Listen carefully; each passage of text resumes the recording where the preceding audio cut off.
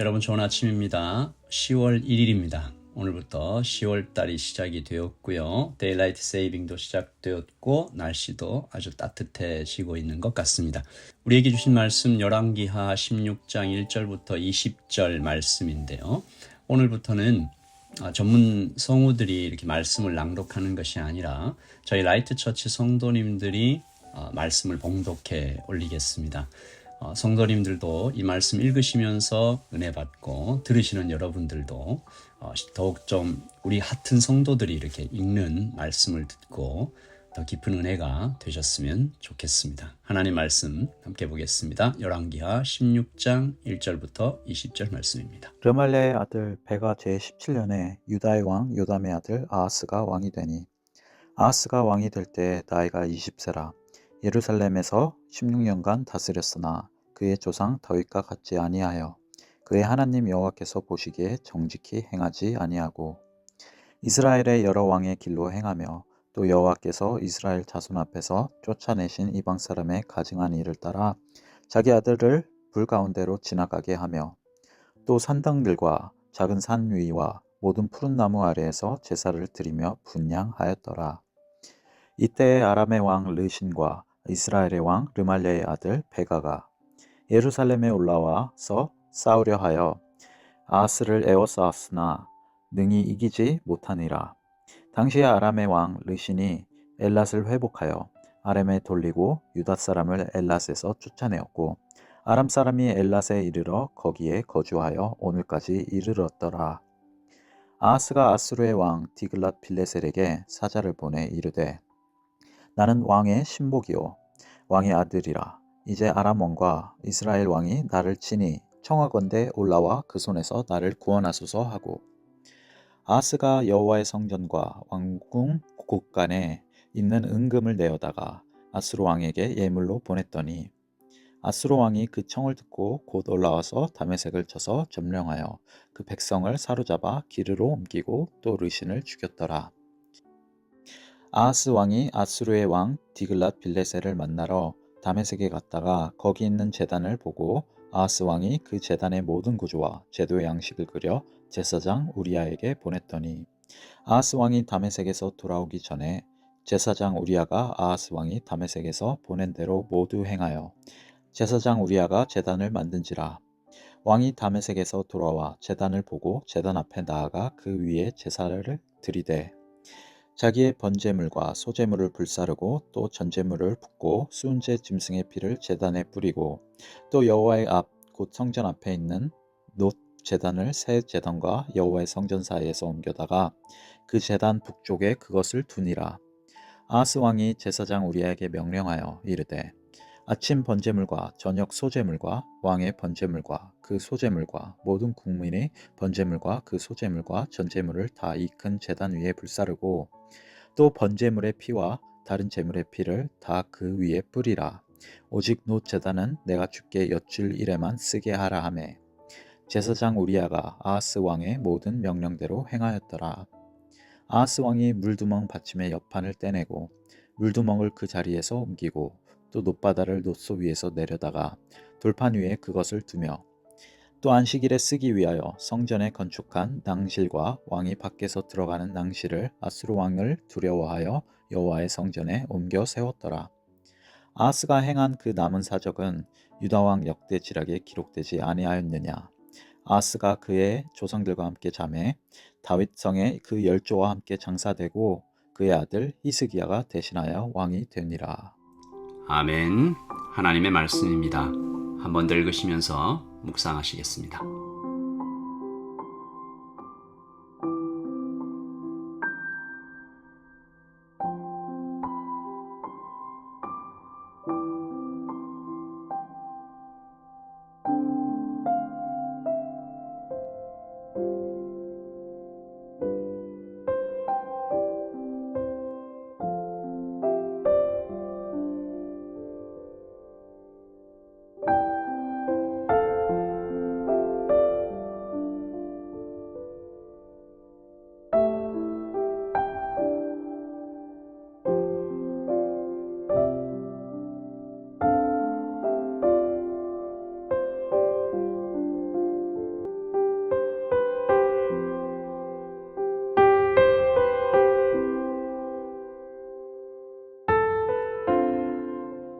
오늘 말씀은 유다의 왕 아하스에 대한 이야기잖아요. 가장 악한 왕이다라고 여겨지는 왕입니다.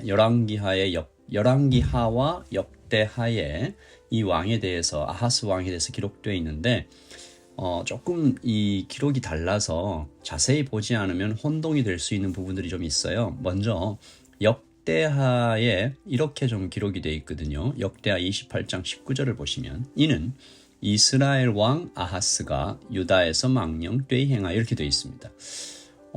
분명히 유다 왕인데 이건 조롱입니다. 우상 숭배한 악한 왕을 어떻게 정통 남유다의 왕이라 부를 수 있겠냐? 너는 그냥 이스라엘의 왕이다 라는 역대기 저자의 의도가 조롱이 여기 들어가 있는 거죠.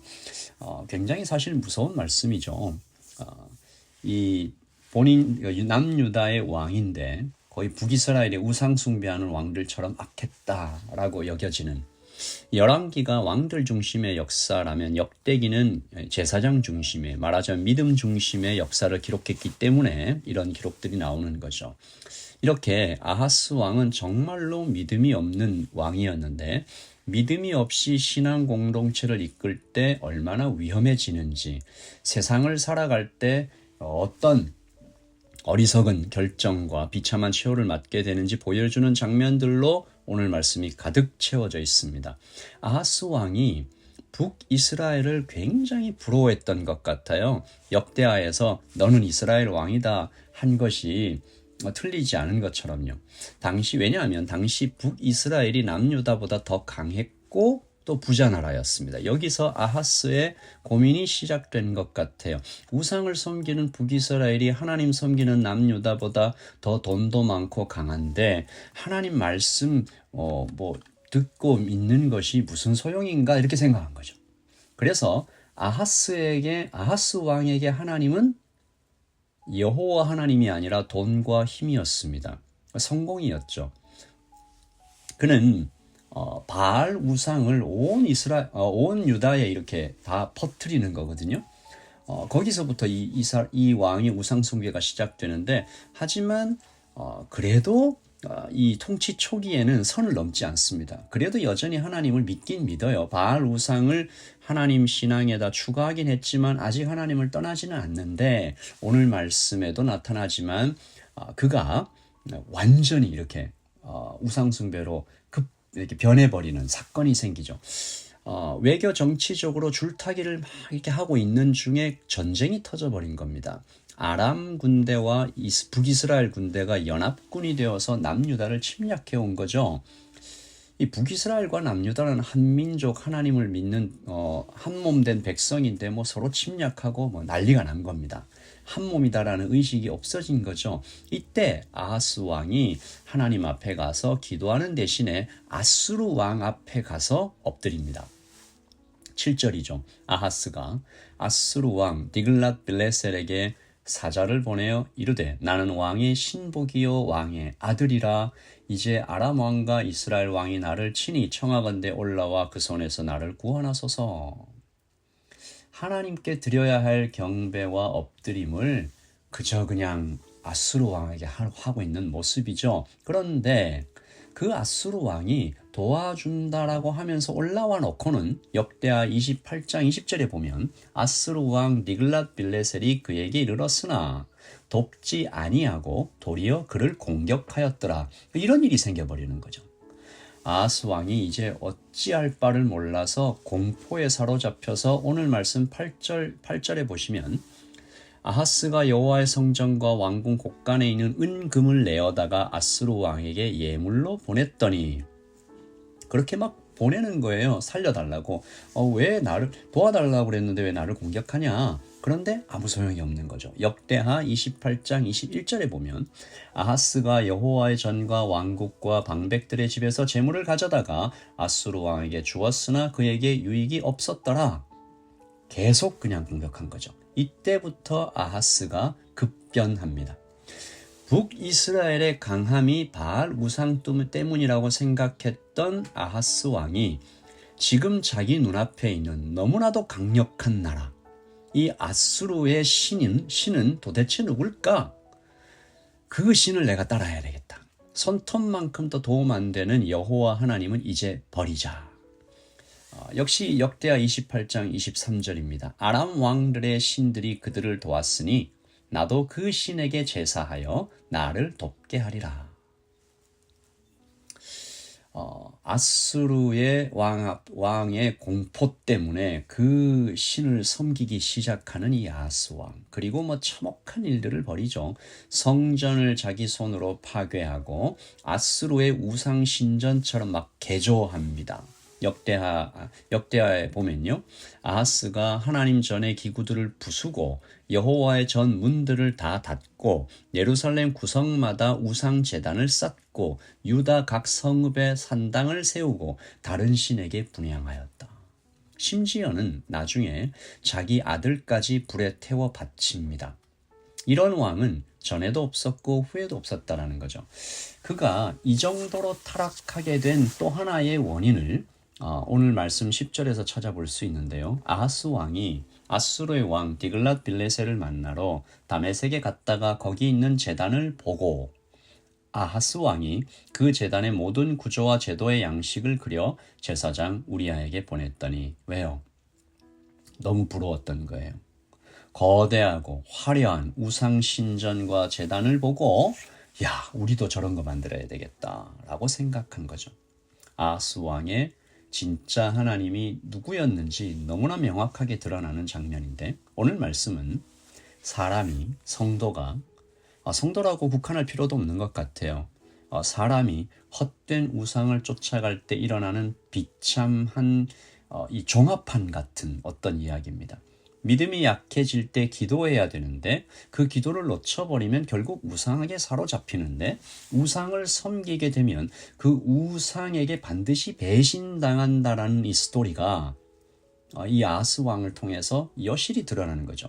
아하스 왕이 우상에게 배신당하잖아요. 아수르 왕에게 엎드렸는데 아수르 왕에게 공격당하잖아요. 그리고 그 아수르의 우상을 막 섬기다가 가족이 파괴되죠. 아들을 불에 태워 제사로 바쳐버리니까요. 그리고 우상을 섬기는 사람에게는 당연히 필연적으로 그의 예배는 박살이 나는 거죠. 그러니까 결론적으로 우상을 섬기면 인생이 다 망한다라는 겁니다.